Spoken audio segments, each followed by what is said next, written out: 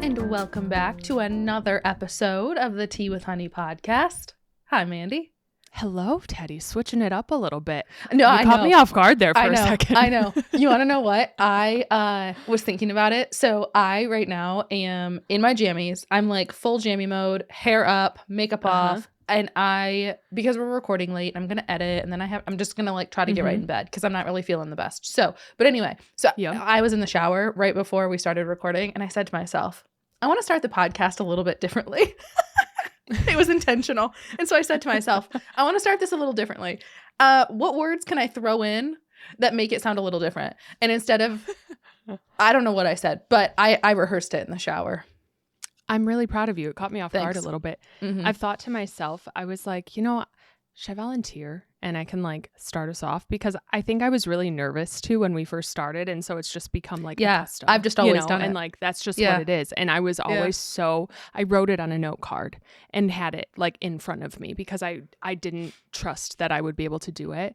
And so for the past, 2 years that we've been doing this, I was like, if I were to start the podcast, what would I say? And I was like, what's going on, everyone? Welcome back to, and I was like, no, this isn't like a game show. It's not like an MTV podcast. I don't know. So I'm appreciative of you. I noticed the intentional swap there. So nice. Words. Teddy, how we doing today? I'm okay. Like I said, I feel like I'm getting sick. So I have I think a stuffy nose. I woke up yesterday, had a horrible headache. So we're recording this actually Thursday. It comes out Friday. So we're recording this late Thursday night and the episode comes out early Friday morning. So couple hours. So real close, cutting it close here. But anyway, I was feeling really gross last night, Wednesday night. So I tried to go to bed early. I had a really bad headache, but I woke up this morning with like a sore throat and still a little bit of a headache. And I feel like my sinuses are a little bit plugged.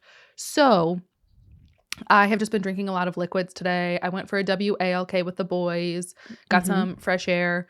And I did a neti pot. Wow.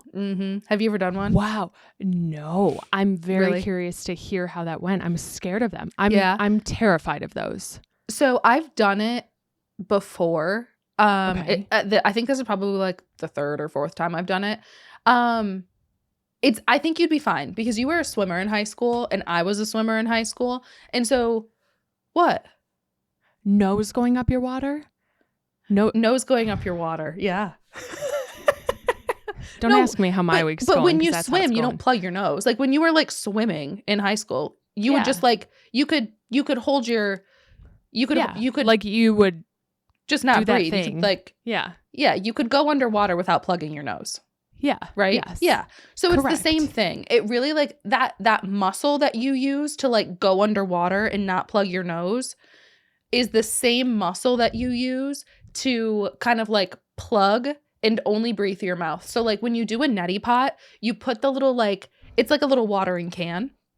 Right. And you put the little like, I don't know, end of the watering can in one of your nostrils and you lean forward and then you tip your head to the side. So you pour it into one nostril, but you lean forward and then you like just kind of plug your nose like you would if you were going underwater. So you breathe through your mouth just like you would when you're swimming. Like if you're doing like freestyle crawl stroke, you like turn your head to the side. I'm trying to like think this through. You like take a breath, but you're not like breathing through your nose when you breathe.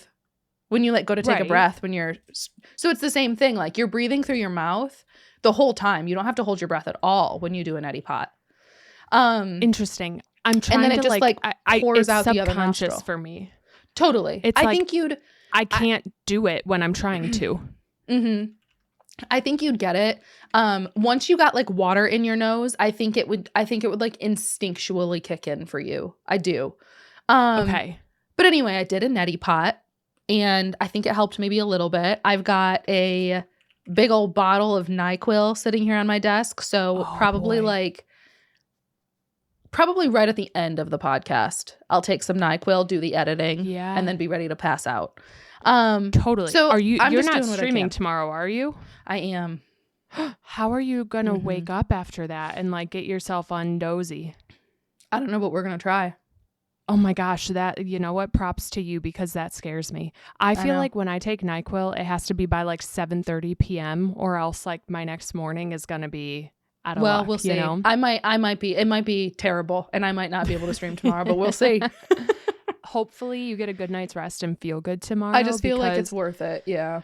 Totally. I know. Being sick is like actually the worst. So just do what you got to do and take care of yourself. But oh gosh, I am so sorry you have to deal with that. But how are you? How is life for you right now? Listen, I'm not going to lie. I'm just hanging in by my last thread right now. I am hanging in there, and I'm not going to say it's good, but it's been fine. I completed my week of solo parenting last week, and I'm on week 2 of solo parenting right now while my husband travels. And let me tell you, it's been rough. It's just been testy, you know? So rolling with the punches here. My daughter has an ear infection. I have my 2 dogs, my parents' dogs. And, you know, it's just funny because it's like as soon as I take care of one being, the next being needs something. And then once that one is taken care of, then the next one needs something, which is great. Fine. Like it's fun. But goodness gracious, I am like, I can't sit down. I just haven't like relaxed or done anything because by the end of the day, I'm just pooped and I need to go to bed. So, you know, it's been fine. The bright side of all of this and like the glass half full mentality is when I'm alone, like with the dogs, with my daughter, I have to do it. Like I have to take care of them. So it's like when she wakes up in the middle of the night, it's like I have to get up. There's like, no question. Right? It's like you got to do There's no question of like, is he going to get up? Can I stay dozy a little bit? Like, is he going to get up first? Is he going to go feed the dogs? You know, and it's just a matter of you get up, you do it, and you go. So I get that. And that's, I think for a lot of people, it'd be like, yeah, that sucks. Why is that a good thing? But like when I tell you, so I played tennis in high school and I hated doubles tennis, but I loved singles tennis because for me, it was that same thing where I was like, am I going to get it? Are they going to get it? It was like the indecision. Right. It was like, well, I don't know. Yes. Should they get it? Should I? And I liked singles because I knew it was on me. I was like, it's not even an option. Like if I don't get it, I lose the point. So I get it. Like for me, like tennis was the same way. It was like, I don't even have the option to count on someone else right now. Right. And I like that better. Right. Because then if you are counting on someone else and they don't do it, I just end up like huffing or I'm like, oh, fine. Like I'll get up and do it. And there's like this sassiness behind everything. Whereas now it's like, it is what it is. Yeah. And you don't have to lay there in that like, I don't want to get up. Please get up. Please get up. I don't want to get up. You don't have to like lay there and think that. It's just like, you got to. Absolutely. And so we've had a lot of fun. I'm proud of myself. We've been making like fun lunches. I've been trying really hard to like make a fun dinner for us and do things that excite her and keep her like she doesn't have school this week because of midwinter break. So things that keep her engaged and like having a good time, even though she's not with her friends. And it's been fun. We've had some good moments. We've had some rough moments, but like we're enjoying it together. So, you know, I'm tired. I feel like I don't usually get like those dark circles under my eyes or eye bags. They are worse than they've ever been in my whole life. Like they're like red and they hurt. Like I don't know if I've ever been as tired as I've felt the past 2 weeks. Welcome to my life. Right? Like I'm the queen of eye bags. It's wild. Mine are genetic, but yeah, welcome to the party. Dude, had them my whole life. It's tough. You want to know what's really rough is I also like I do this thing where I don't want to buy new makeup. Makeup's expensive. It's so expensive, dude. It's so expensive and my concealer is out. I'm talking out. Like there's nothing I can scrape from it, but I'm trying every single day. So I like don't have concealer to conceal the mess under my eyes.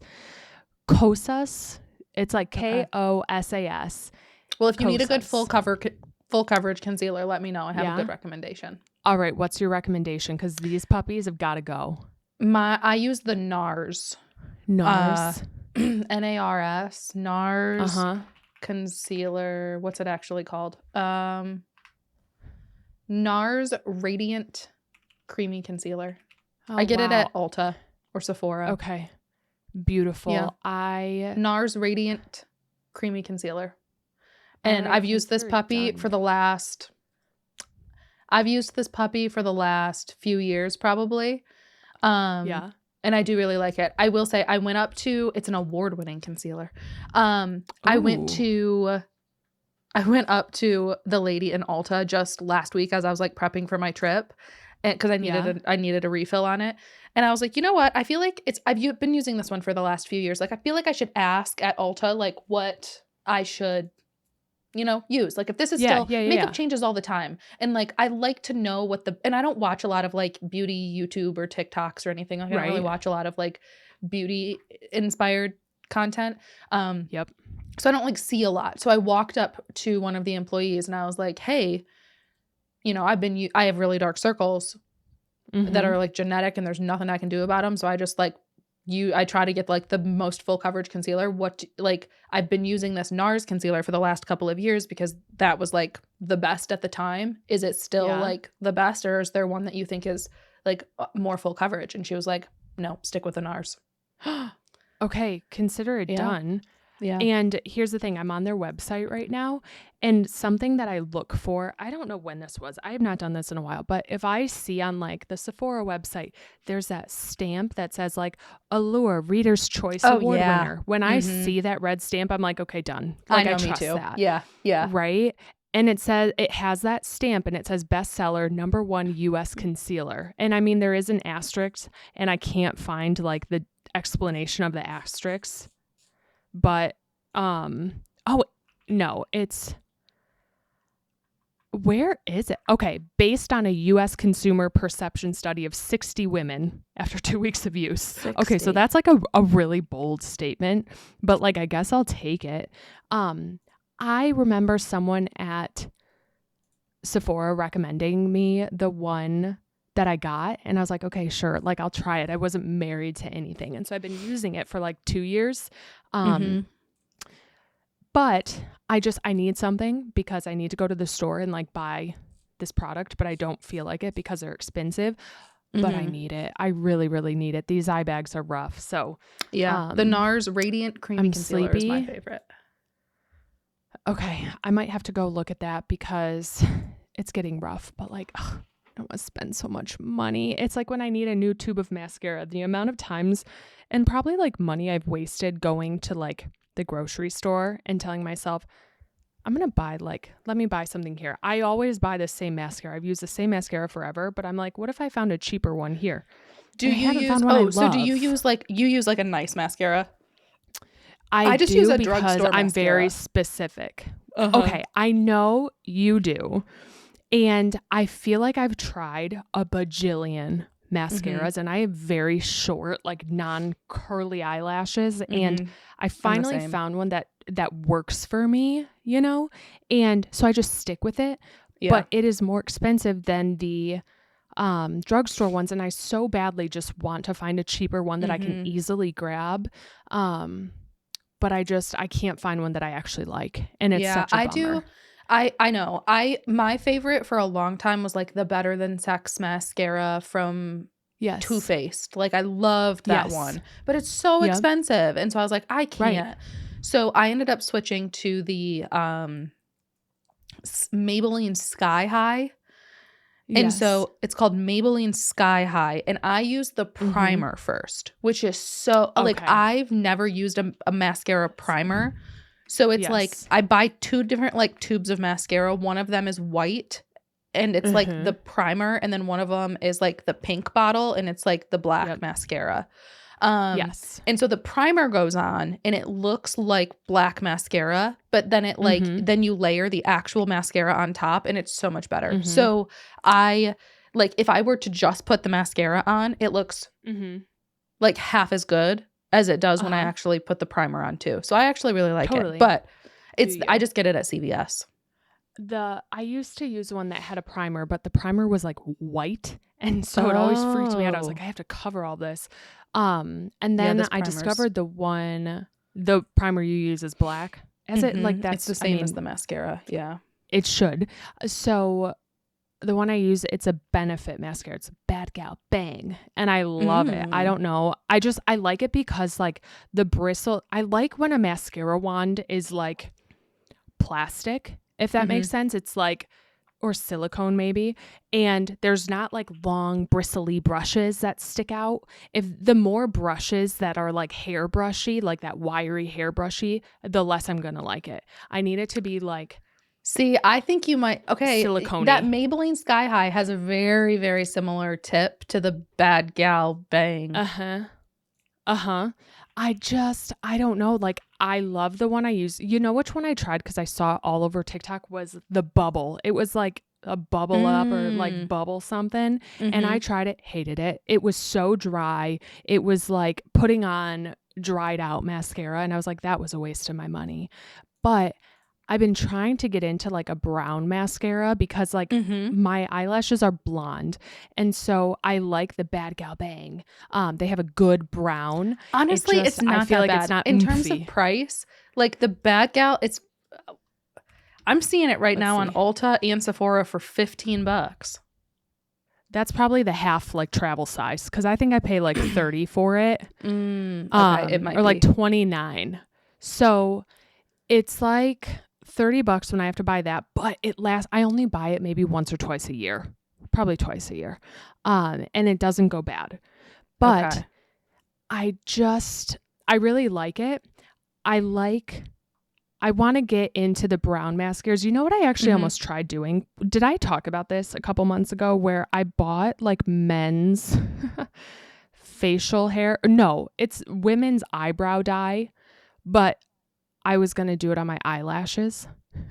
I don't think dye so. Them darker. I don't think so. I will say I have brown mascara and I wear it on days where I want to have like a more subtle makeup look. Where like I'm just bebopping around town and I want something like more subtle and casual and like I barely have anything on my face, but I want mascara on. I'll like curl my eyelashes and use the brown mascara and I do like it. It's the Maybelline Sky High. So I've got, and I can't use the primer with that one because the primer on that one's black. So I can't use the primer. Darker. But I do have a brown one that I like and I wear it occasionally. I like brown. Yeah. I really like using brown, especially in the summertime too. Like I usually reach for a brown.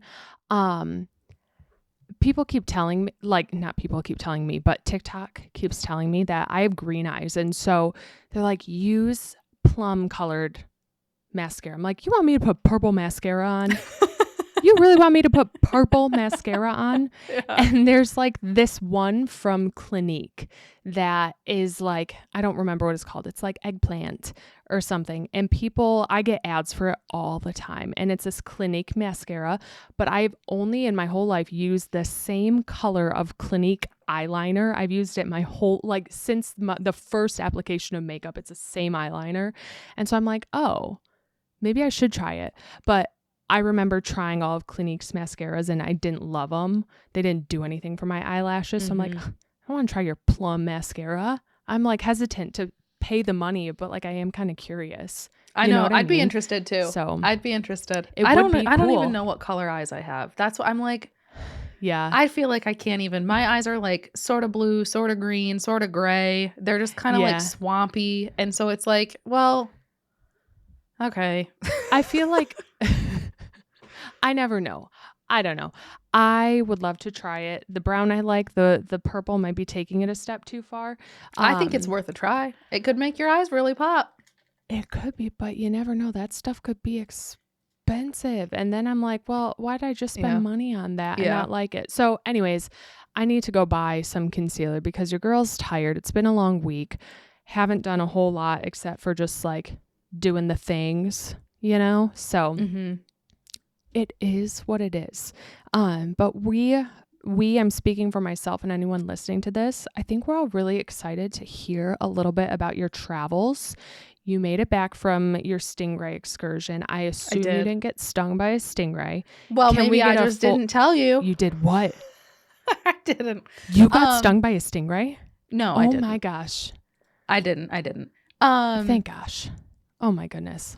But yeah, no, it was a good trip. The first couple of days were like nice and relaxing. Like we really just had kind of a chill, I don't know, like no pressure. We got in Wednesday, hung out at the beach a little bit, grabbed burgers for dinner. That was like close to the condo. And then Thursday, we hung out at the beach because like the condo that we stayed at was right on the beach. And so we just like walked down and sat on the beach chairs and took snorkels down with us and just snorkeled in the water, fun. like right there. Cause we stayed right on 7 Mile Beach is like where there's like a big strip of like beautiful beaches. So we stayed right there on 7 Mile Beach. And so we just like snorkeled around and I started reading. I read a lot of books. So I have to like update you on that. But yeah, I read my book. We chilled. Then that was Thursday night. We went out to dinner Thursday night. We had a reservation that a family friend made us for dinner. So we went to dinner Thursday night. And then we went to, what did we do Friday? Oh, Friday, we went on a boat trip. So Friday was our big boat trip day. And so Friday we went on a boat trip and they took us out to Stingray City, which is where the stingrays are. It's called Stingray City. And it's in Stingray City. Yeah, it's like basically in the middle of the, like, I think Grand Cayman, the island that we were on, is kind of shaped like a U. So Stingray City is kind of in the middle of the U. And so it's kind of like interior. And then where the U would like connect at the top to make an O, there's like a reef there. So the water in the U is actually pretty shallow and then it drops off like hundreds and hundreds of feet.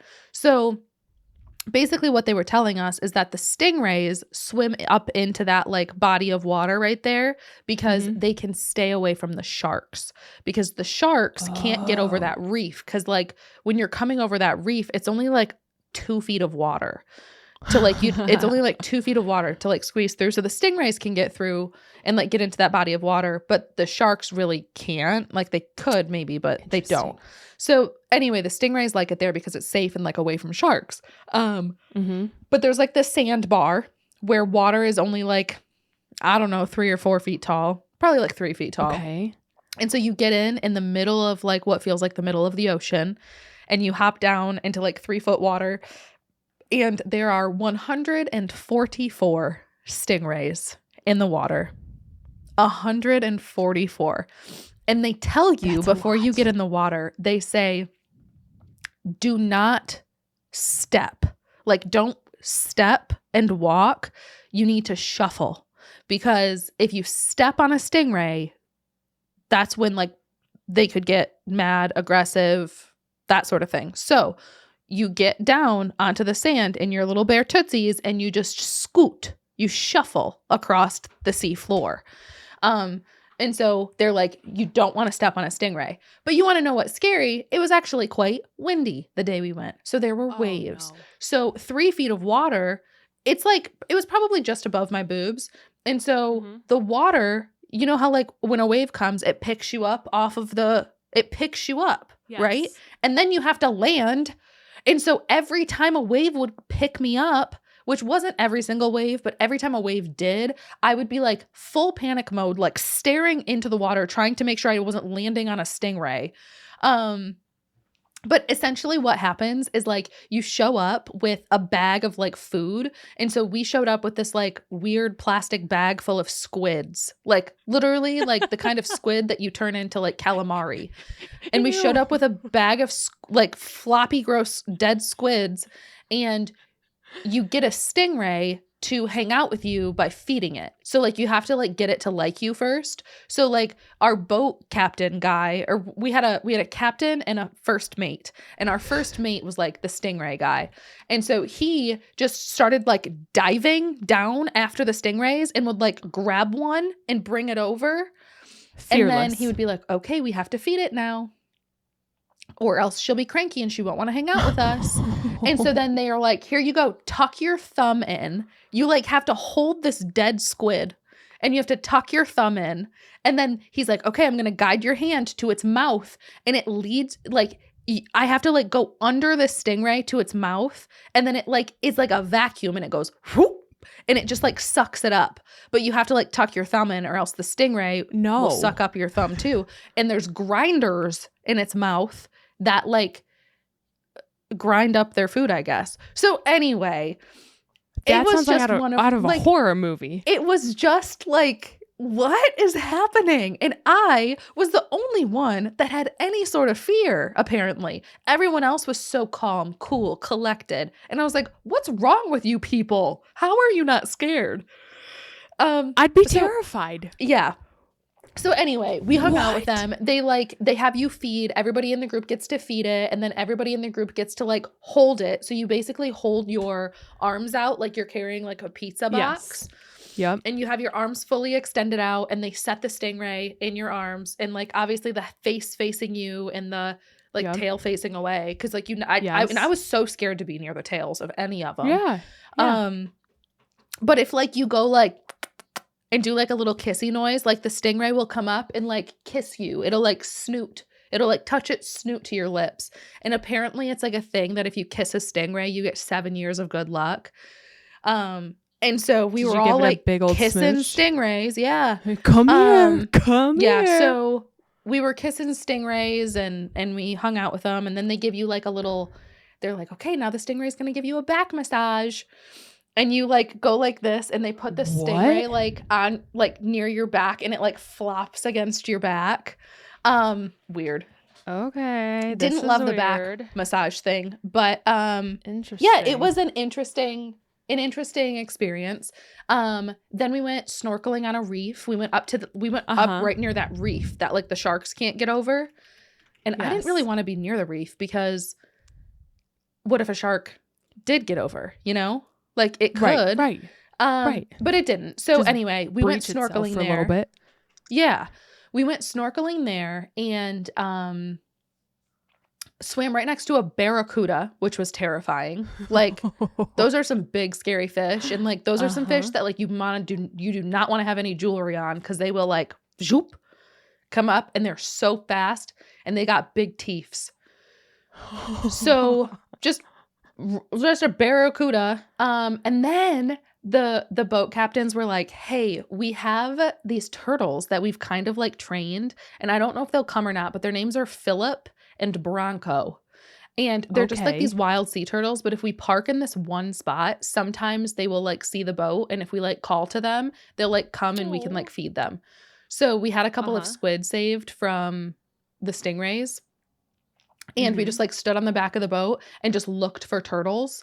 And all of a sudden, here comes Philip just swimming along. And he's just a little guy. Oh, like hey, guys. He wasn't super big, but he's like a sea turtle that was just like, oh yeah, I know this boat. I know these people give me squid. What you got for me? So I got to like hang a squid off the side of the boat and like feed it to the sea turtle who just like wild sea turtle who like came up to the boat. It was really cute.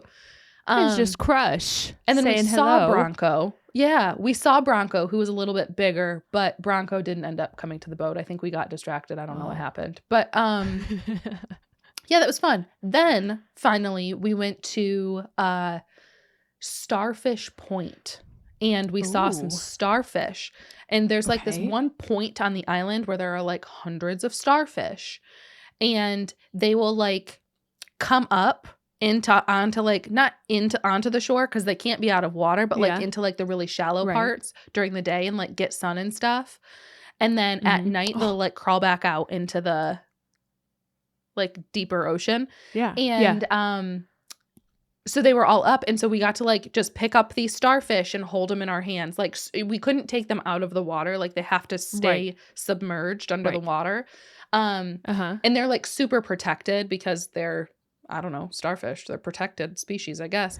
And so they were really fun. But like I was holding the starfish, and once they get used to you, they start to like relax, and their little like starfish points get floppy. Just kind of like floop. They like flop a little bit, but then their tentacles come out, and they have these little suction cups.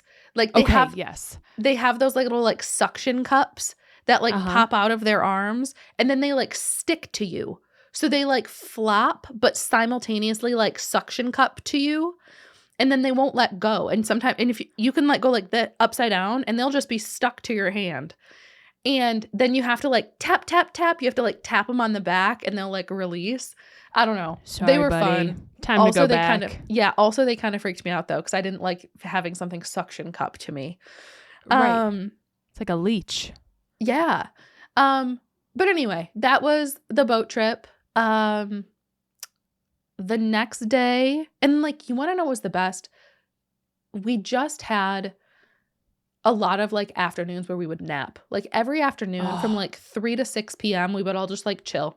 We'd like be done with the sun, and my stepdad would fall asleep on the couch. My husband would fall asleep somewhere. I'd fall asleep somewhere. I'd just be like in quiet on the back porch reading my book. Like we had like a good couple hours every day to just like do nothing. Bliss. It was great. So Saturday was Valentine's Day, and my husband, my dear sweet husband, decided that he wanted to go to the bird sanctuary because they had a bird sanctuary on the island. So of course he did. He said to me, do you want to go? It was Friday night. He said to me, do you want to get up early and go to the bird sanctuary? Just the two of us. And I said, sure. Romance. So we hop in a cab, and the cab driver, first of all, bad start, because he said, he like left when he's like, I looked for you guys and you weren't there. So I just drove away. And we were like, no, we were there the whole time. So we had a bad start with him where he was like, well, I didn't see you. I was on the other side of the parking lot, whatever. So already a bad start with this cab driver. We say, hey, can you take us to the bird sanctuary? And he said, sure. So he drives us like 15 minutes into the wilderness and to the very north point of the island, essentially. Okay. And like at the north point of the island is this national park. It's like something Barker National Park. I don't know. And within this national park is the bird sanctuary. So that's where we said, can you take us to the bird sanctuary? He drives us to where a road turns from like paved to dirt and says, walk down that road and you'll find it. Like it's that way. This man just didn't want to drive on the dirt road. Like he didn't want to take us where we were going because I'm sure he just didn't want to drive on the dirt road. So he drops us off in the middle of nowhere, in the middle of like a swamp. And I kid you not, we're on a dirt road with potholes. And he says, well, yeah, just go that way and you'll find it. You'll see what we're talking about. I'm going to send you the picture right now. Hold, please. Oh, boy. Bird sanctuary. Oh, no. I'm scared. Okay. Photo has been sent. He drops us off and we walk for about 2.5 miles down that road. Just hot. Nothing. It's a dirt road. What do you do? I don't know. We didn't see a single bird. We walked for like 2.5 miles. And I don't even think he dropped us off at the bird sanctuary. I don't know where he dropped us off. So we walked and we're like, no. What? I don't know what to do. So we just walked around a little bit, didn't see a single bird, and then turned around and walked back. Mind you, this guy, when he dropped us off, said, here's my phone number. Call me back when you're ready to get picked up because no one else is going to know where to pick you up. So you've got to call me if you want to ride out of here because no one's going to know where you are. No, sir. Absolutely not. So I'm sorry. What? Yeah. So we walked like 2 miles down this dirt road, middle of nowhere. And then we said, well, we're not seeing any birds. So we turned around and walked all the way back to where the cab driver dropped us off. And then we walked even further until we found a hotel. And there was a hotel there that had the little like cafe in it. So we walked into this hotel and got a juice from the cafe and called another cab and had a different cab come pick us up from the hotel. Because I was like,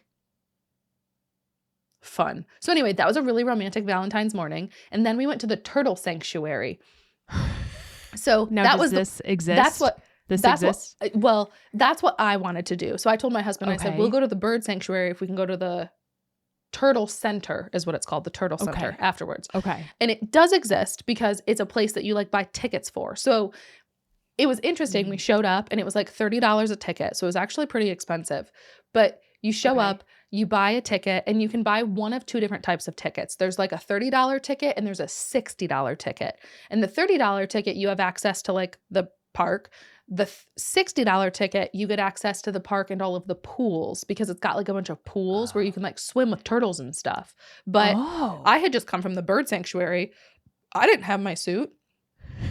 So we bought the cheap tickets and we walk in, and the first thing you see, first of all, you walk into this place and it looks like it's been abandoned. Like, we paid $30 a ticket. It is the eeriest, most like liminal space. It felt like something that existed in the 1990s and then was abandoned.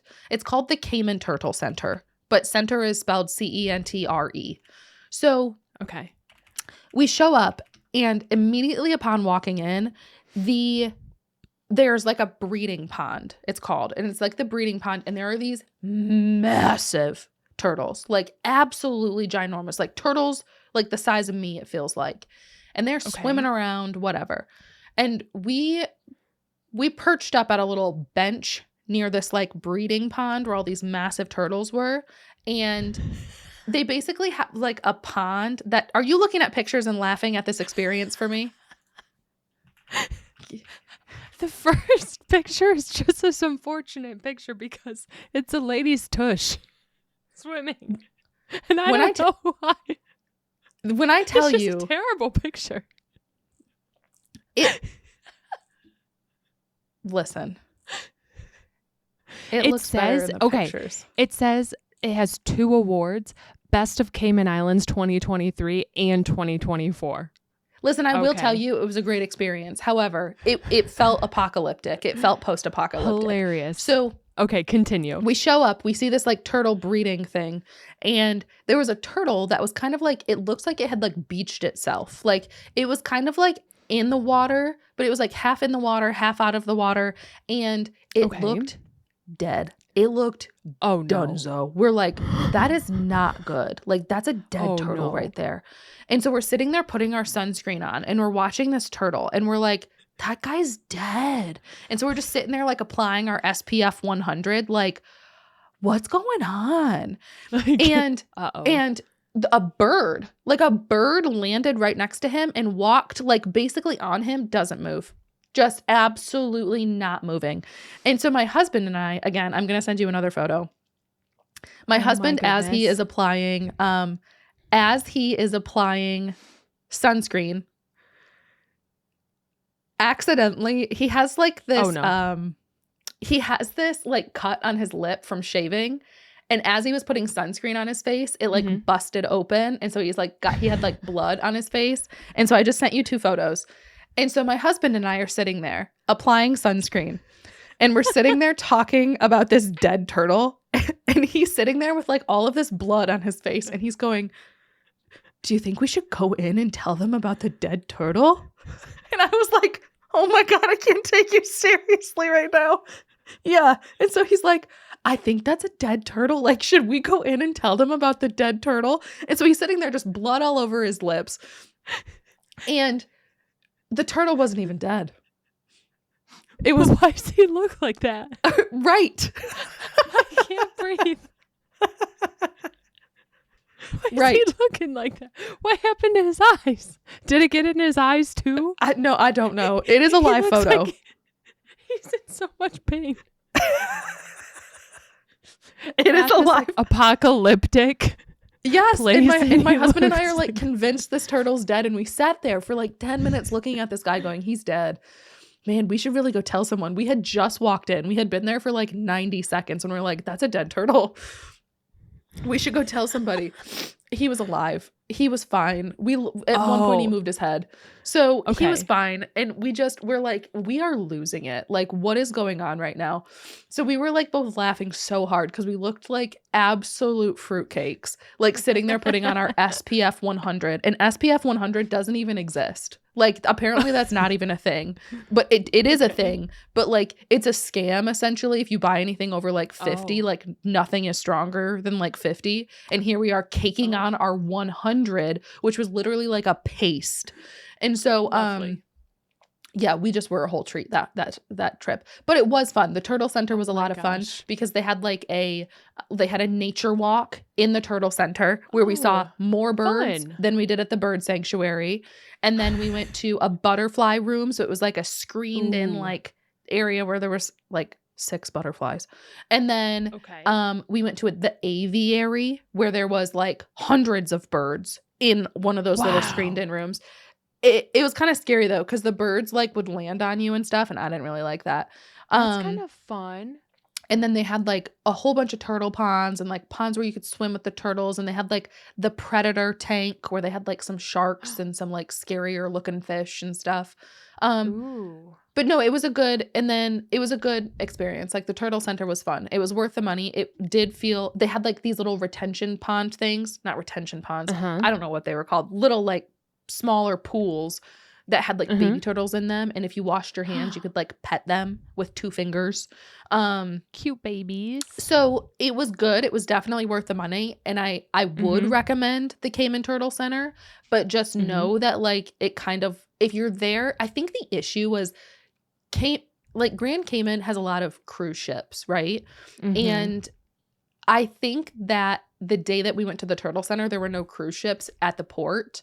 And so I think everything maybe felt a little abandoned because, well, at least the Turtle Center did. So any hoozle. It makes sense.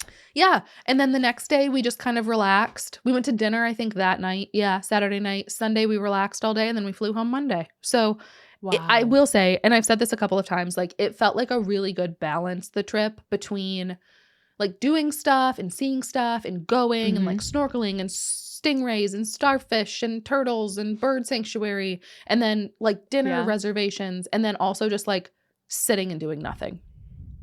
That's perfect. To me, that's like the perfect getaway, the perfect vacation for the middle of winter. I love that. I'm so glad you guys had fun. Were the flights good? Any like tea from the flights? How were the seats? Flights were good. On the way there, I pulled my needlepoint stuff. So I brought my needlepoint stuff with me on the plane, and I was so excited. And so on one of the flights, like I only sat next to my husband on one flight.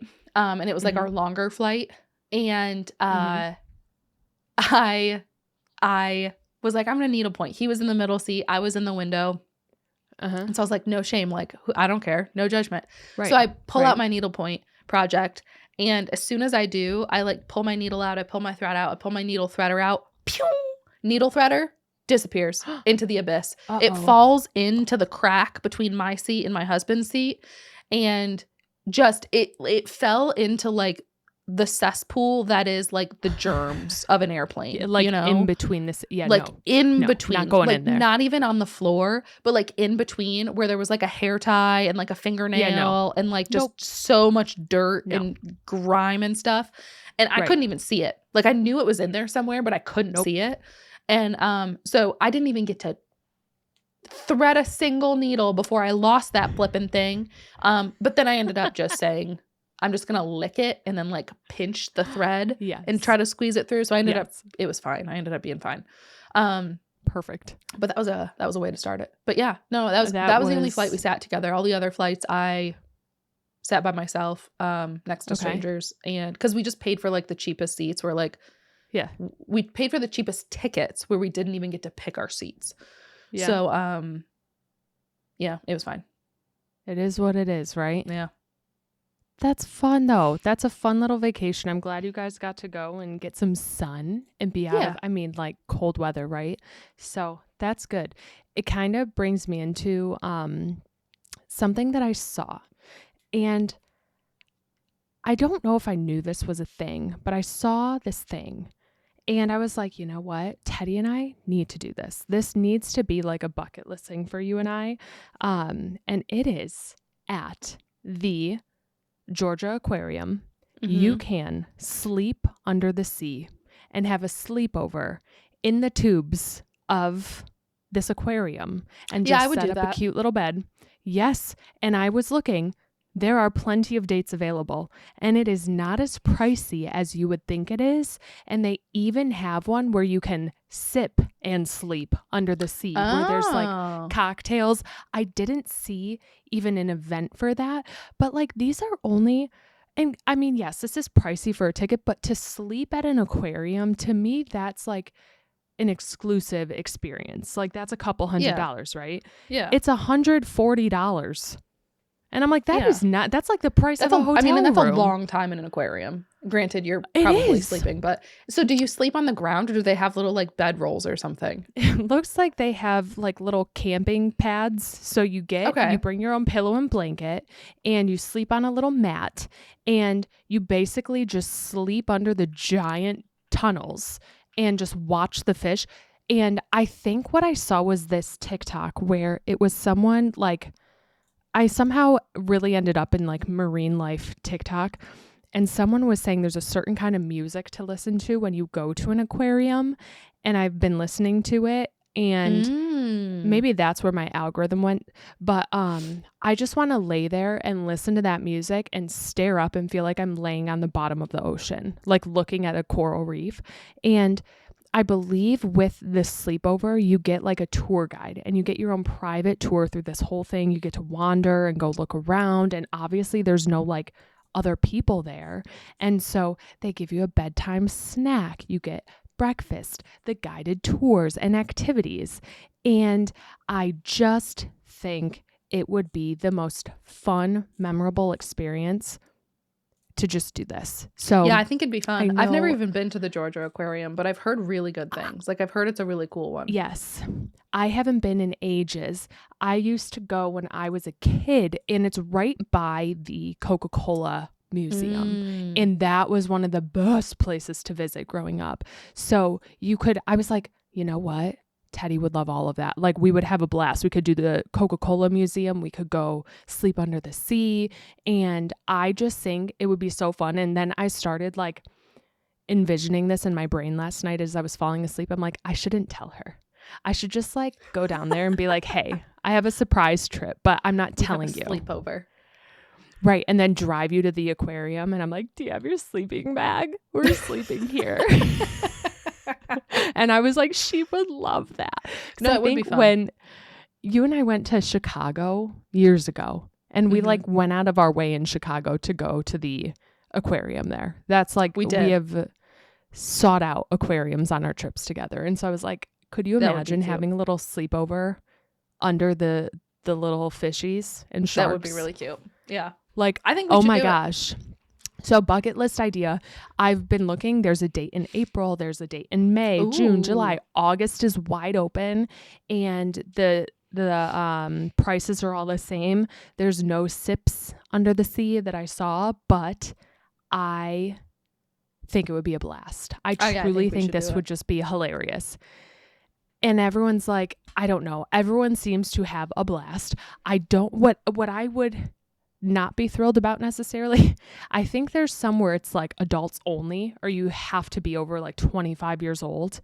The pictures show a lot of like families, and I'm like, I don't know that I'd want to have a sleepover with a bunch of like families and their children, because I don't really want to listen to that. Like, I don't want to hear the screaming and like the bedtime routines. Yeah. I kind of just want to like go with adults who all just kind of want to zone out and like pretend we're mermaids for a little bit. Yes. Yeah. Right. Yes. I think I was looking at it just now as you were been talking about this, and I saw some that were like adult. It was like adults plus children, and then there was like adults only. I think an adults only sleepover would be fun. Yeah. Adult only. And imagine this: we bring our journals and we journal under the sea. And I'm like, I'm not gonna like do your guided tour. Just let me sit here on my little cot and let me journal and like have my little bedtime snacky. You can't turn the lights off yet. I'm not done. We get those little like reading lights to clip on to the end of our journals. That's the thing. I don't know if they turn the lights off. Like, I don't know if they make it dark. And so that was part of my like laugh to myself when I was thinking about it. I was like, she'd love this, but she might be really mad the next day and really cranky if we don't sleep that well. And I was like, what if we can't sleep at all? And then it's done. I often sleep with like a sleep mask on. Yeah. Like if I can sleep in the next day, because I'm usually like I usually wake up every morning at like 6:30, and so my body's kind of attuned to it. So if I'm allowed to sleep in, like if I have a morning where I don't have to be up for anything, I will put a sleep mask on so that the like light doesn't wake me up, Very fair. So I've slept hilarious. With a sleep mask on. You're just sleeping and the museum opens and people start walking around you. You're still in your cot. I'll just have my little thing over my eyes. What? That's funny. I did see that you can't like reserve which area you sleep in. And so it's kind of like you just discuss it when you're there and it just happens. And like there's different not rooms, but like areas. And so I'm like, well, I want to be in the tunnel. Like I want to sleep with I want a great white shark or like a giant manta ray at night. Like I want them flying over me. And I'm like, watch, we'd get put in like the exhibit where it's like frogs and it smells and it's like hot, or it's like pictures of things and it's not the dome. It's just it's just life. Pictures of sea creatures. Like I feel demand a refund. Yeah, I feel like they'd try to like make it good for everybody, but also don't like I don't know, maybe this is ignorance here, but like don't fish and sharks sleep? You know what? Like they gotta sleep.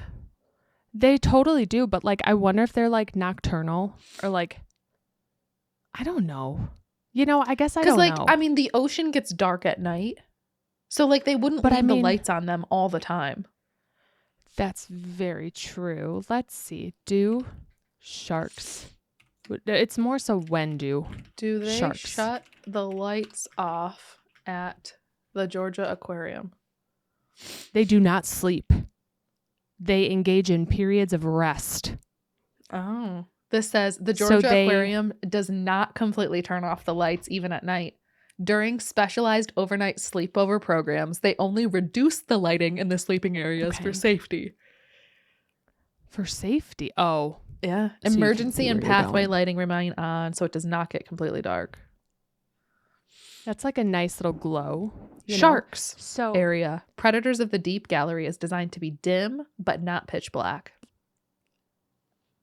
Ooh, that would be kind of cool. Mm-hmm. Wait, this is fun. Let me tell you the music because I downloaded one of the albums, I think, because it was pretty good. And so just listen to it. It reminds me of the in Super Mario 64, the level where it's like the door all the way to the right in the main room of the castle where you walk in and then you have to like jump up and you're in the room that's just filled to the brim with water to collect coins. It's like that background music. And it's called Fruit. Okay, I'm going to butcher this name. I'm sorry, but it's Frutiger Arrow. And I don't know if it's Frutiger Arrow, Frutiger Arrow, and Dreamworld. And it's a jazz like playlist. Oh. It's like jazzy lo-fi, so I think you'd really like it. It's just like there's one song called Windows Explorer, Utopia, Startup Splash, and they're really nice, like almost Animal Crossing-y background songs. They just give you a good vibe. And I just want you to listen to it and picture yourself at the bottom of the ocean in a very lively sense. At the bottom of the ocean. Is that a song? Yeah, and I'm offended that you don't know it. What is it? It's Miley Cyrus. Bottom of the ocean? At the bottom of the ocean. Okay, don't Google that. I need to put in Miley Cyrus. Yeah, it's a song by Miley Cyrus. Okay, so here's the thing. That's from what? One of her breakout album. You know, I went to one of her earlier concerts when I was a kid, and I was pissed off because it wasn't a Hannah Montana concert, and I didn't realize that until I was there. And I was pissed off, and I just didn't like it. Like, I was just sour the whole time. It was probably this album. You know what? Probably. So I would not have listened to it because I was pissed. I was like, no, this isn't right. So anyways, I think we need to book that experience. I think it would be absolutely incredible. It was just this weird like TikTok algorithm that I got into. There was another like portion of TikTok that I've fallen into. What's that? It kind of lines us up with like a little more gaming though. Okay. But I'm going to talk about it right now because I can. And it's a scary game. Like, what? Let me tell you something. I was just scrolling TikTok and all of a sudden I saw this and I was like, okay, if Teddy and I were to ever play a horror game, this would be a good one. Okay. Because It is the Jurassic Park horror games. There's a new one that was announced in 2023, and it possibly is coming out Q4 this year. And it's called Jurassic Park Survival, or like Jurassic World Survival. That's what it's called. And they're thinking, there's not a specific release date, but we're thinking it's this year. And there's an existing game, and I think it's from long time ago, that you can play on PC, and you basically just have to survive from dinosaurs. And so I have been watching so many TikToks that say how to survive. And it's like step 1, step 2, step 3. Don't move, don't breathe, don't shine a light, whatever. And it's gameplay footage of these people just running around this. It's basically like the park. You're running around the park being chased by the Tyrannosaurus Rex or whatever dinosaurs it is. I need to interject here. You don't even like when Pokemon chase you. No, that's why it's a horror game. Pokemon should not be horror. Okay. I would know I'm in for a horror story. Okay. Pokemon should not get it. give me. I get it. You know what? It's the exact same thing. It's Legends Arceus, but it's a Tyrannosaurus Rex. But it's dinosaurs. Right. And so this stuff, look up their TikToks. It's terrifying. It's like you're standing there in a corner, and next thing you know, the people are like running. They turn a corner. The Tyrannosaurus Rex is staring right at them, and then it just eats them. And yeah, I mean, it sounds scary. I was cracking up thinking about it. It really sounds like a game my husband would actually truly love. Like, I think you and I would play it. Like, I would play it with you. I would, because I think it'd be funny. Like, I have never in my life heard you ever say you're interested in a horror game. However, I think like for poops and giggles, like I think it could be really funny for us to play it. Yes. It seems like it's honestly because my husband is a huge Jurassic Park fan, and same. He likes these kinds of games. So I could see him truly actually like loving this game. Correct. And if you're in the mood for horror, like I could see you loving it too, because you two definitely love Jurassic Park. I love Jurassic Park. The game would scare the pants off of me, and I think I'm more interested in, same thing with Arceus. I want to watch someone play it. That's why I like these TikToks, because I'm watching someone else. Yeah. If I ever played it, it's with you, because we'll be peeing our pants screaming. But I would love to watch Mr. Teddy play it. It's the exact same thing.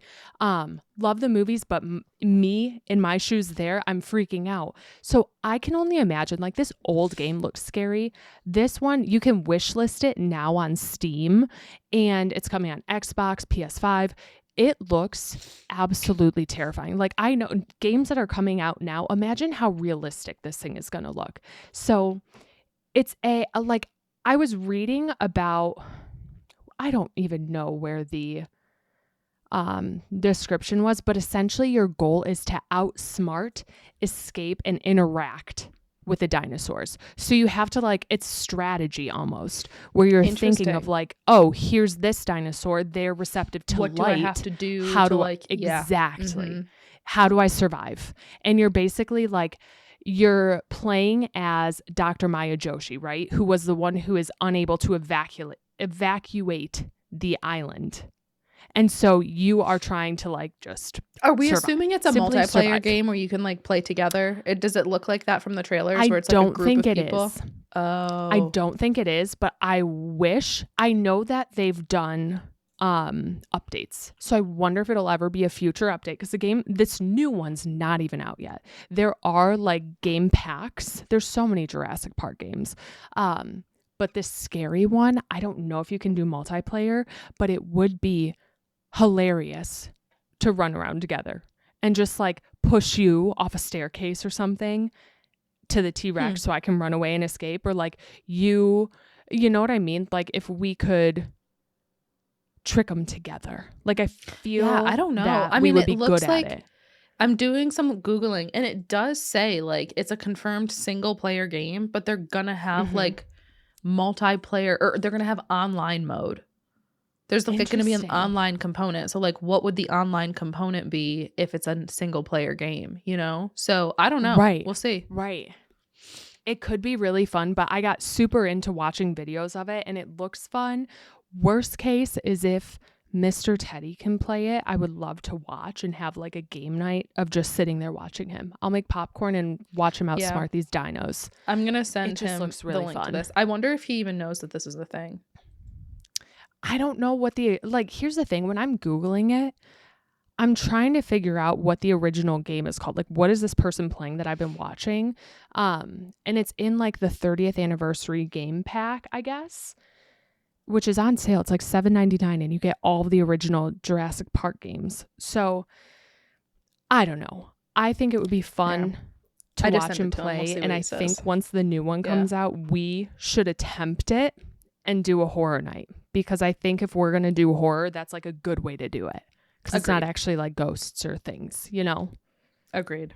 I don't know what's less scary about ghosts and dinosaurs, but it's still fun. It's still fun. I think it'll be good. I'm on board. I will absolutely play it with you. I will. Okay, we're gonna go. I'm gonna shift from games to hobbies. I'm gonna go books, I guess. Hobbies, books, same thing. Okay. Yeah. I read a book and a half on my vacation, right? Can I also, I don't know if my mom's listening to this episode, but if she is, Mom, huge props. My mom is not a reader. Like, I truly don't know. Like, my mom's an audiobook listener and she's like a podcast consumer. My mom's like a big consumer of like, she will binge watch a TV show. She will listen to a podcast. She'll listen to audiobooks, but she's not a reader. She never has been my whole life. And she brought a book on this trip. Okay, sorry, some internet issues, so we had a little disconnect there. But what I was saying is that although my mom is not a reader, she read an entire book on this trip in like 2 days. Like, she cruised through. I bet it was like 2.5 days. Yeah. And she read the entire Housemaid book. The Housemaid. Mm-hmm. Okay. Because she wants How to did go she see the like movie. it?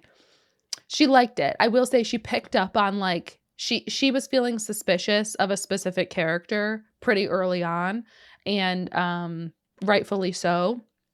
And so she kind of had it figured out. I think there was like a little twist at the end that she didn't really know about, but I think she liked it. So she had me download the other one as an audiobook on her phone before the end of the trip so that she could continue listening to the next book. So I think she's excited to go see the movie. So anyway, my mom finished The Housemaid. I read the entire book. It's called Bride by Allie Hazelwood. Okay. And so I read Bride and I read the first half of Allie Hazelwood's second book, Mate. Okay. So I really, really think you would like the book Mate. However, Mate is the second book in the series. Well, so essentially what these books are, like the premise of the first book is that it gives kind of like Twilight, where there's like humans, there's werewolves, and there's vampires. And they all kind of like coexist differently. Like, they don't coexist nicely. They're all kind of like hate each other, and there's like tensions and whatever. So the premise of this first book, and like you find this out in the first chapter, is that one of the heads of the vampire like crew sends his daughter to marry one of the alphas from the werewolves. And so a vampire marries a werewolf, and they like, you know, that's the story. Is like they get married in like the second chapter, and then it's like they have to like exist and they hate each other and whatever. So it's like a very extreme enemies to lovers. Okay. But it's like good. It's spicy and it's good. And yeah. And so then the next book I think you would really, really like, because it's about a girl who's like half human, half werewolf. However, she's mated. She knows she's like the mate of another alpha. So there's like an alpha from a different territory. He's from the Northwest territory, and he's very rugged. He's very like rugged werewolf. Like, he wears like big flannels, and he's just like, he just truly reminds me so much of like your dream book guy, where he's like this rugged, like wears flannels and just like had like long hair and like a knot on the back of his head. And it was just so. Anyway, I finished about the first half of that book, and now I am I think I'm probably about 80% of the way done with that book. But holy cannoli, is it spicy. It's spicy. Is it? So like spicy. Out of 10, where would we put it? Well, I don't know. It's definitely like both the first book and the second book are slow burns, which I don't love. So like the spice really doesn't come in until like the second half of the book. But I like the spice in the second one better than the spice in the first. The spice in the first was great. It was. But the second's even better. I don't know what I would give it out of a 10. But it's like there's some stuff in it that I will tell you when we stop recording. Can we compare it to Better Not Pout? Because we really liked that. Comparable? Or not so like almost there? Different. I liked Better Not Pout spice. It had like good spice like that. Like this is also very good spice. Like very like, whoo, spicy spice. So a similar level of spice in terms of like how spicy it gets. But the spice doesn't start quite as early. Like Better Not Pout, it started real early, you know? And this one has more of a story, has much more of like a storyline to it. And is a little bit more of a slow burn. Okay.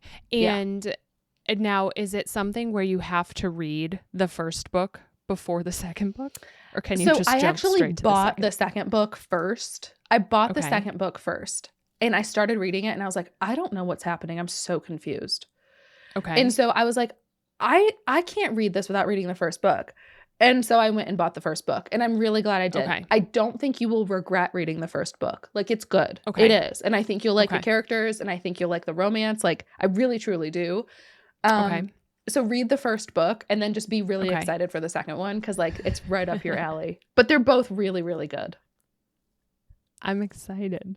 Yeah. So anyway, I read those. Good to know. Good to know. I needed some book recommendations because I'm in like that phase where I just haven't touched a book in months. And, one day I'll get back into it. And so now I have something to look forward to, Yes.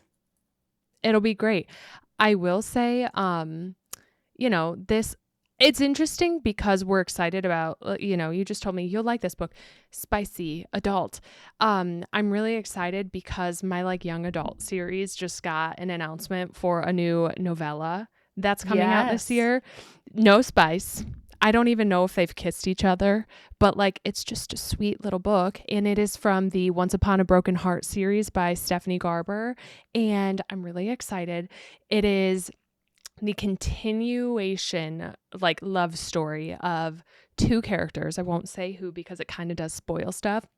But I'm really excited because I love a good novella. And I feel like I'll need to reread the last one or like Spark Notes, if that's still a thing, like understand the story again, because I was obsessed with that series and I need that obsession again to jump into this. So it's coming out in September. I have literally no information on it, but I'm excited. I have it pre-ordered from Barnes & Noble and I'm really, really eager to read it, even though it's not like scratching the spicy itch, but they're cute. If I remember it, it's just like magical, whimsical, like fairy tale fantasy. And I like it. So it's similar probably to the like I read The Spell Shop and the Magic or the Enchanted Greenhouse, like same like cute, like not spicy, there's like kissing in it, and it's like, but that's it's still cute, like, I have and a crush on you. A good read.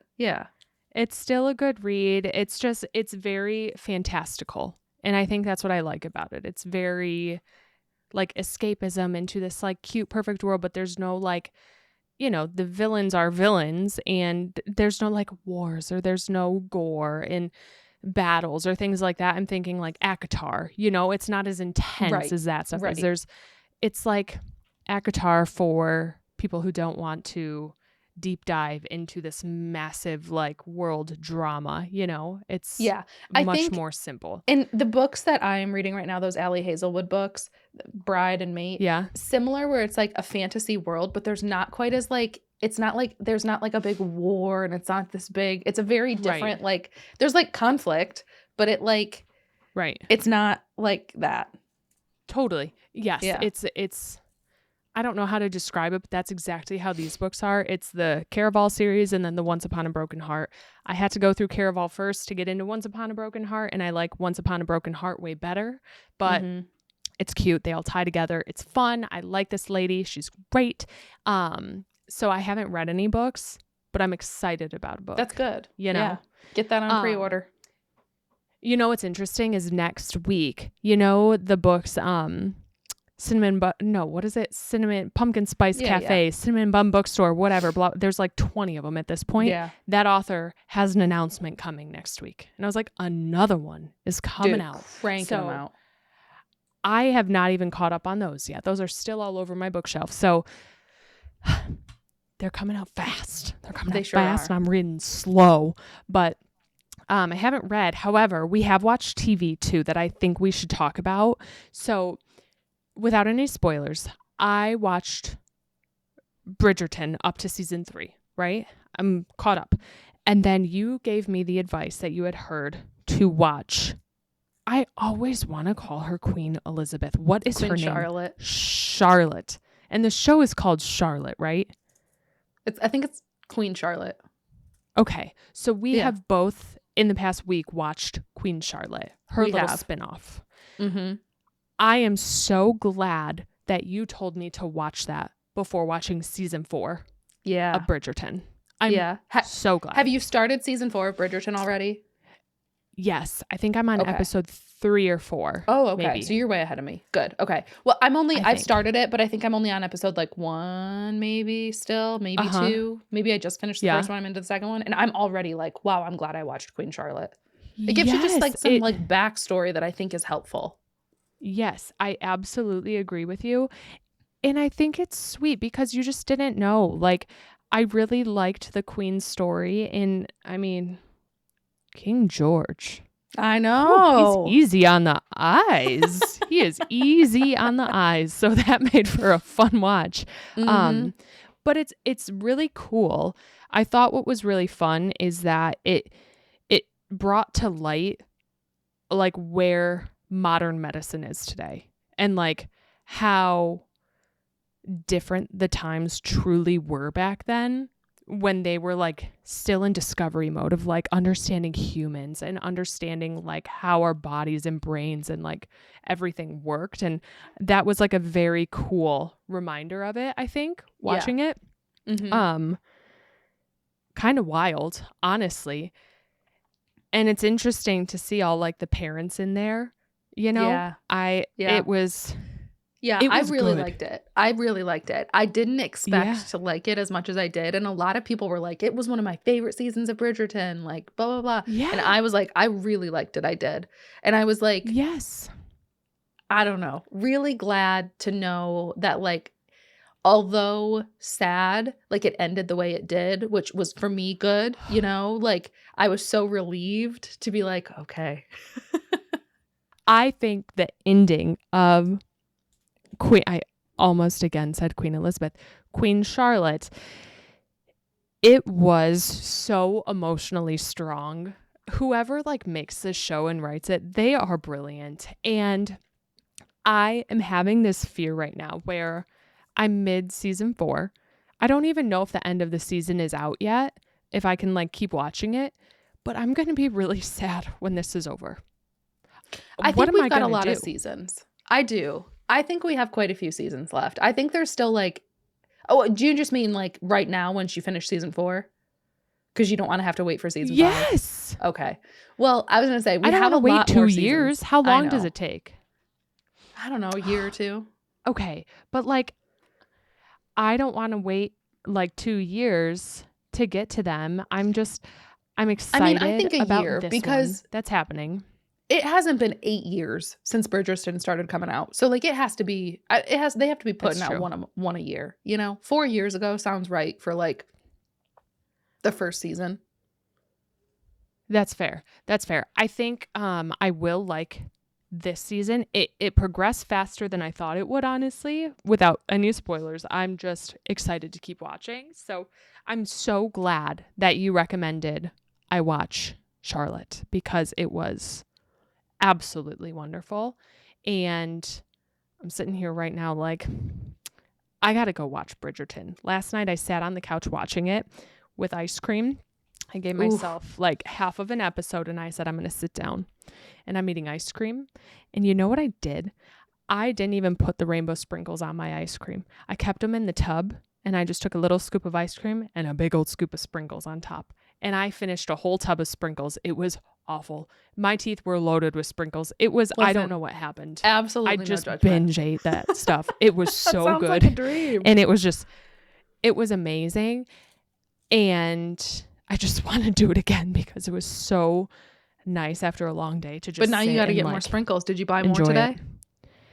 So I have backup, but they're in like a tall tube rather than like the small bucket of them where I could like dip things in. Like this, I have to really shake them out and like get them into the bowl. When I don't want to do that, I want to do my dip. That was like the best thing ever.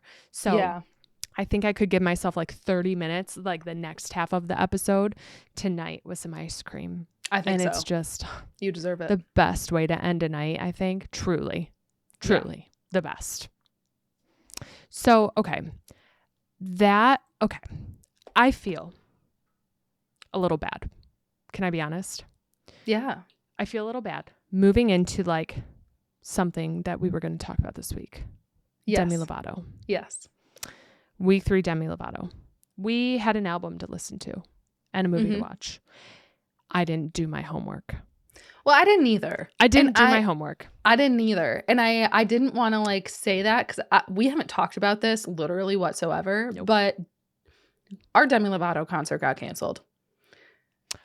Our Demi Lovato concert got canceled. Confirmed. And like really? I'm salty. Like I'm kind of salty about it. Yeah. And I don't like Teddy and I have maybe spoken. No, we have not verbally really spoken about this. No. And if we have, it was like 2 words. Okay. She was going on a flight. And I'm a little salty. Yeah. I understand. Take care of your mental health. Absolutely. That is so important. Yeah. Like without a doubt, do what is best for you. I completely understand that. But I'm a little salty. I feel a little guilty for feeling salty, but like I'm still kind of licking the wound, you know? I know. I think I am too. I got an email today that my refund came through. Refund was processed. And I was like, love that for me. Right. Great. Thanks. So bummer. Right. But refund was processed for Demi Lovato. So I also didn't do my homework because I'm salty. And I think why I was like, I don't want to listen to this. Yeah. I think a part of me still wants to go. Like, I want to find another show to go to, sort of, because I do really want to see the show. But I think I just need time to process that, like, what we had planned isn't going to happen. Right. And haven't had any time to look at anything or decide anything. But Demi Lovato has been canceled. So I did not listen to Unbroken, and I did not I did not watch Princess Protection Program. No, I said, I'm sorry. Just let me be a little upset for like a second, and then I'll reconsider. I do think I would like to go to the show. However, my fear is for anyone who doesn't know, there were a lot of shows that were canceled. Like a lot of them were canceled or some were shifted around. And I get it. I get that, like, you want to take care of yourself. 1,000,000%. That is what's important. My fear is the tour starts. And then maybe it's I need to scale this back even more. Like, I can't, my body's not keeping up and more things get canceled. Which, again, would make me want to go to, like, one of the earlier tour stops. Right. And so I'm like, I would hate to, like, we cancel these plans, cancel flights, whatever, and then rebook somewhere else and then have to do it all over again. That would be a little sad. And I don't know. I'm torn, but I agree. I think going to like an earlier show might be good. I'm just a little, I'm a little like sympathetic, but also stressed for her. Because I'm like, I want you to be okay. Like, I want you to take care of yourself. Do we think touring is a good idea? Like, do we think you want to do this? And I don't know. I know. We'll have to see. I will say, despite all of the Demi drama, all the Demi disappointment, we do have some additional Hilary Duff excitement coming our way. So you scored us tickets to Hilary Duff in Las Vegas. And so we are going to go to the Small Spaces Big Nerves tour in Vegas in May. I think May. Yeah. May. Yes. So we are going to that in May.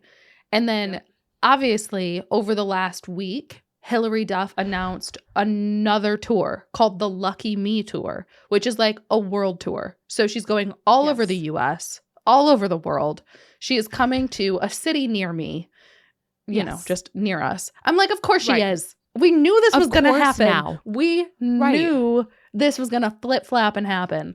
And so I've seen some videos of her talking about like, hey, what songs do you guys want me to perform on the Lucky Me Tour?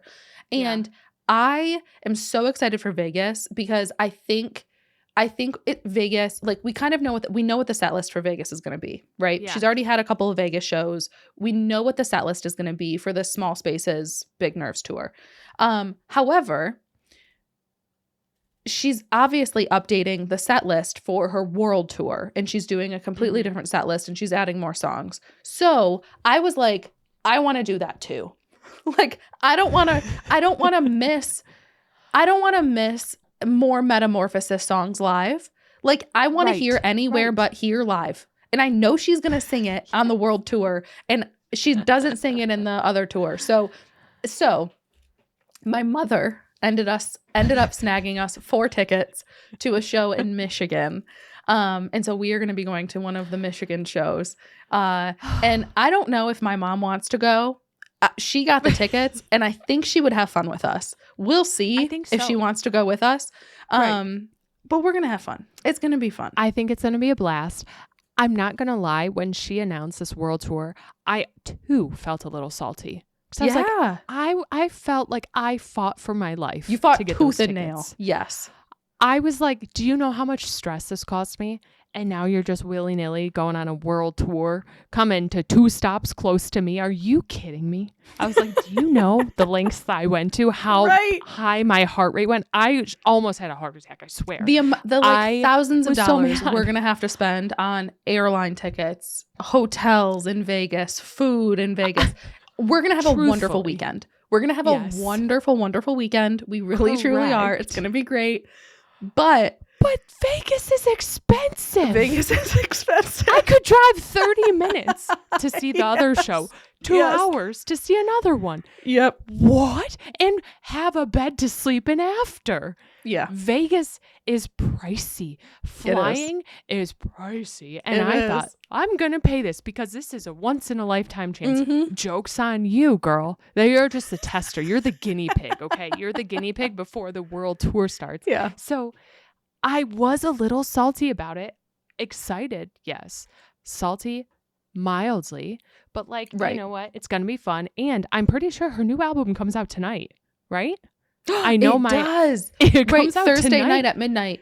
Tomorrow, when this episode comes out, it'll be out. Yeah, it does. Yeah. And any CDs that have been ordered, vinyls have been ordered. They're on the way. I got my shipping notification for the vinyl.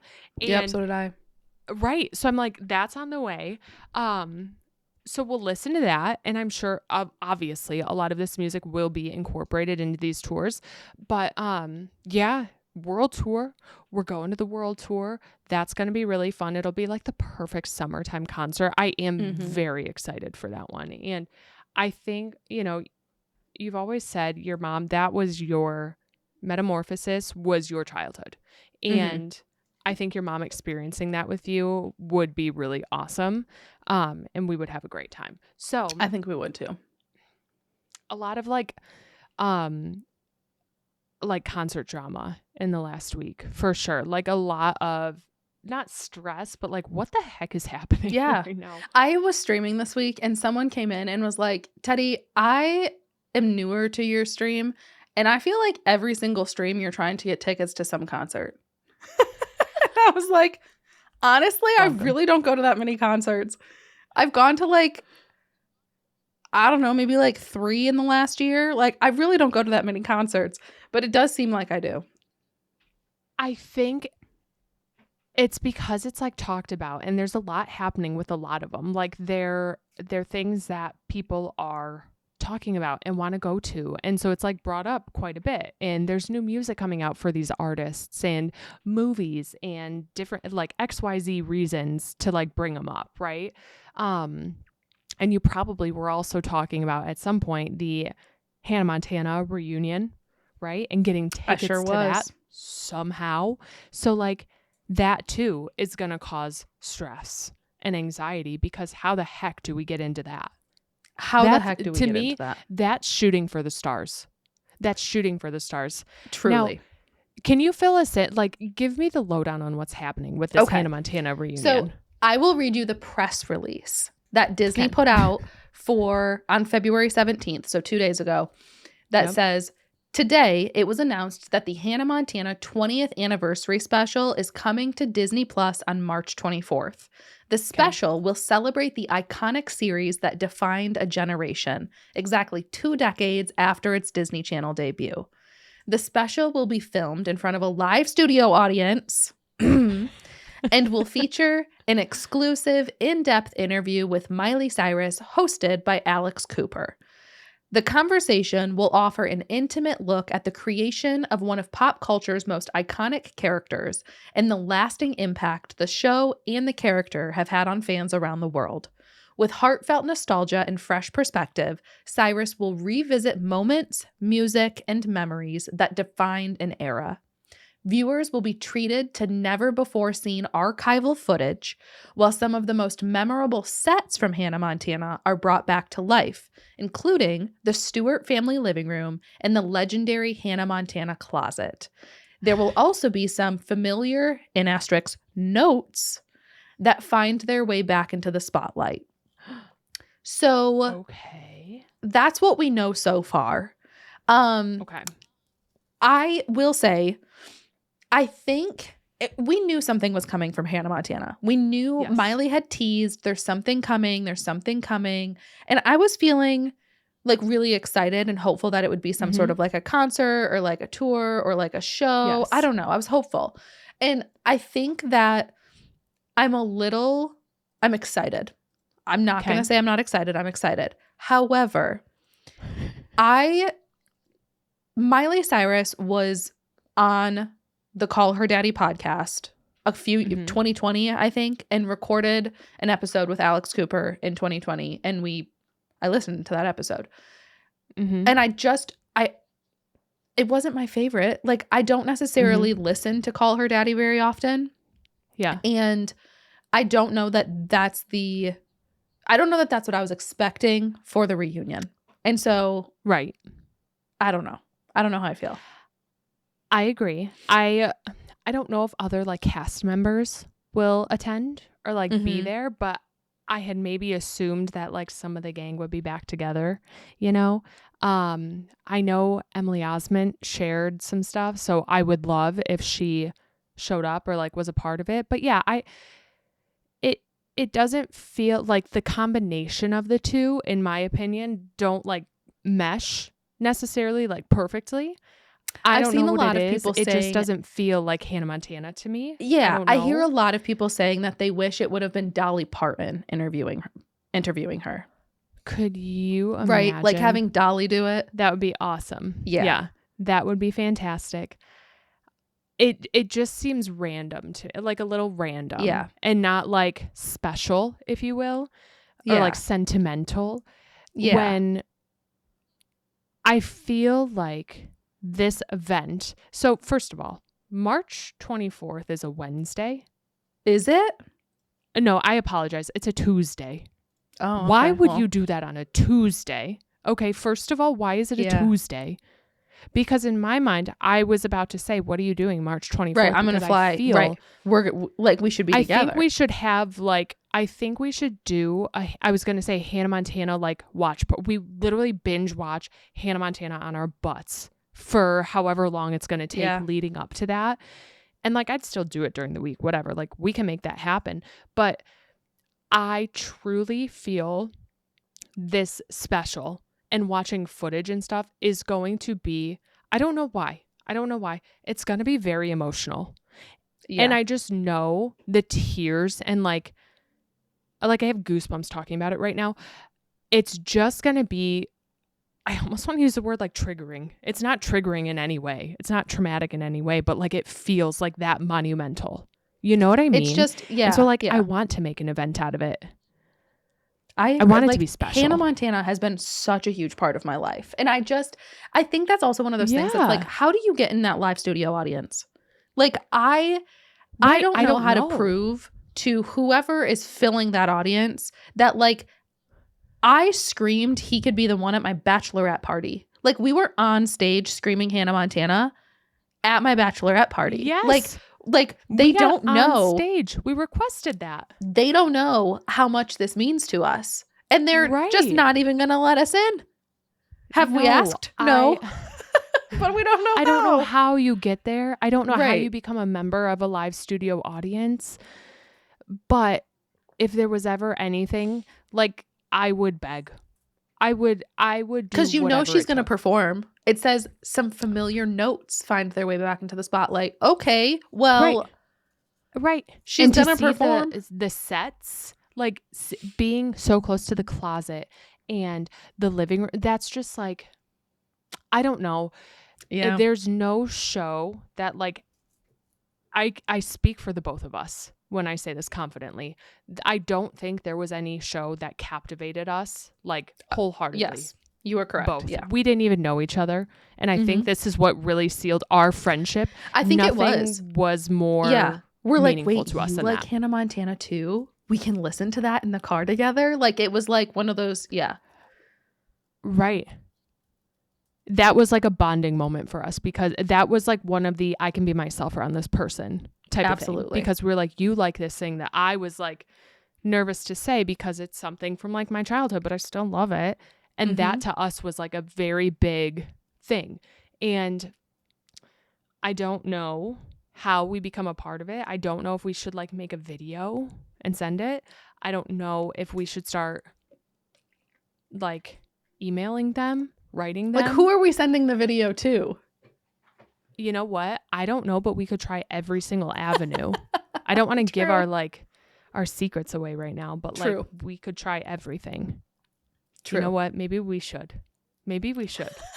We don't have a lot of time. I'm not kidding. It premieres on the 24th. I wouldn't be surprised if they film it like next week. I'll start it tomorrow. What? You don't think it's live? No. Let me look this up. It will be filmed in front of a live studio audience. Hannah Montana. It's definitely not going to be live. Audience, how do I get there? Like it'll be filmed sometime in the next week or two, I bet. How do I call them? How do I call them? Where's it filming? Let me pick up the phone. Who's filming it? I would assume I'm going to call them. I would assume Burbank, California. Who do we think is like the producer of it though? Like what recording studio do I have to call and snail mail? I literally have already Googled Hannah Montana live studio audience 20th anniversary so many times. As soon as that announcement came out, you called me and it was, oh, what's this? OnCameraAudiences.com. Here's Wheel of Fortune. America's, I'm on the right page here. Okay. I've got Family Feud. I've got America's Funniest Home Videos. I've got The Price is Right up here. So Hannah Montana's got to be in here, right? Let's search show calendar. Wait a minute. I'm scrolling. So we think it could, well, I guess I don't even know if these are the people who would do it. Jeopardy. I found Jeopardy. These are like game shows though. Germany's Next Top Model. I don't know.